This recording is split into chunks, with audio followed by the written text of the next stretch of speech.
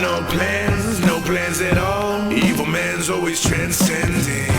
Fighter like sheep, swallow everything. Always simpletons or pretending. This is your moment of clarity from LeeCamp.net. Great art or great performances are almost never just great, right? They're almost always great and really, really well marketed. How sad is that when you think about it? It can't just be awesome. It has to look good on a shitty billboard somewhere. It has to have a sponsor and a corporate overlord in order to get the word out. You can't just make wonderful music if you want people to hear it. It has to also be advertised well. The Mona Lisa was hardly viewed differently from 100 other paintings until it was stolen in 1911. Then it became an international story. It got some great news coverage, and before you know it, it's the best painting ever created. Good marketing. There are at least 100 other portraits of fat chicks that are just as good. I'm kidding. She was chubby at best.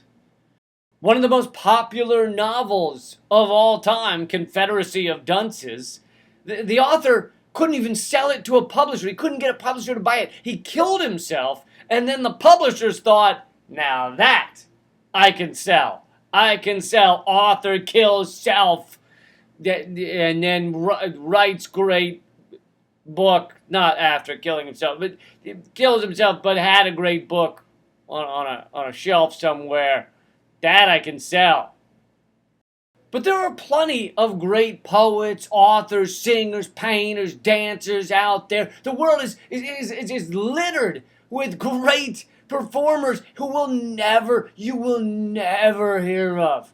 No one will ever hear of them because they weren't marketed right or at all. They're just in a shitty basement writing poetry for their cat and crying while masturbating, but they're masturbating in a poetic way.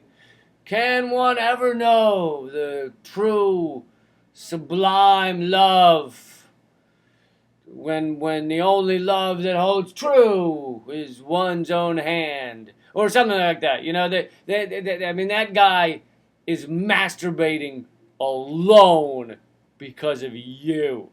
That is on you people out there. That's on all of us.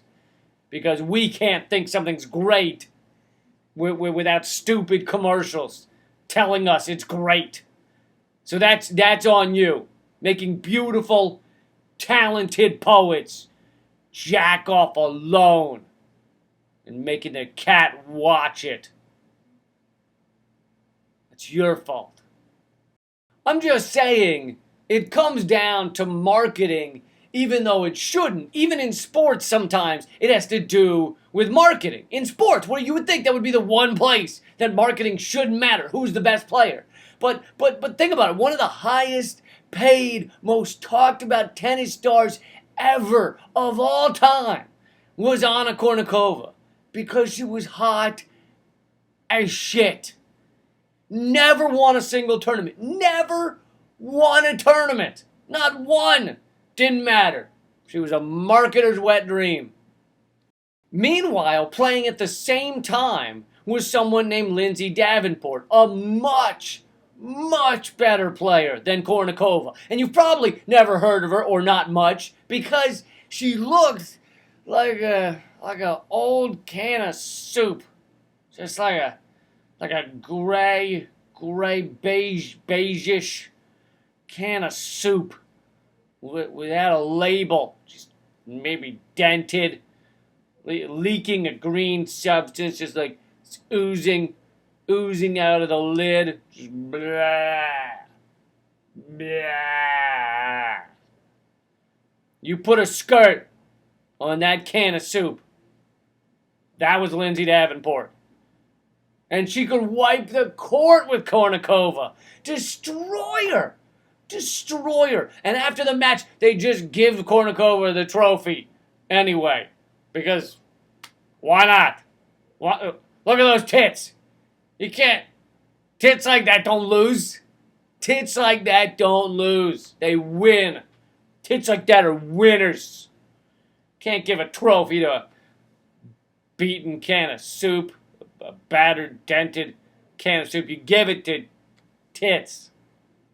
I'm just saying we should keep in mind when we see an artist or a creator of any kind that isn't famous. We should keep this in mind. It's okay to be at a random little gallery that no one's paying attention to and go, that is the best painting I've ever seen. Or to see a play that no one's going to and be like, that's the best play I've ever seen. Rather than cheering for the most famous playwright or actress or singer just because they blew the right people and had the right marketing firm. Or at the very least, be honest with yourself. Say, this actress is the best I've ever seen because she's famous and probably gave some killer blowjobs to casting directors. That's why I love her. I'm a fan of her acting and her suction she's able to get with her lips. Or his lips. It could be his. Maybe it was a he blowing the casting director. All right, let's be fair here. Or gender unspecified lips sucking, just lips of whatever they want to be. I don't judge, just lips, unconnected to a person, just lips, floating set of lips on a dick that might belong to either gender. Maybe it's a lady dick. I don't judge. Look, all I'm saying is Beethoven was average, but probably blew someone. Is that so controversial? That's been your moment of clarity. My books, my CDs, all that stuff, my free weekly newsletter you can get, it's all at leecamp.net. Thanks a lot.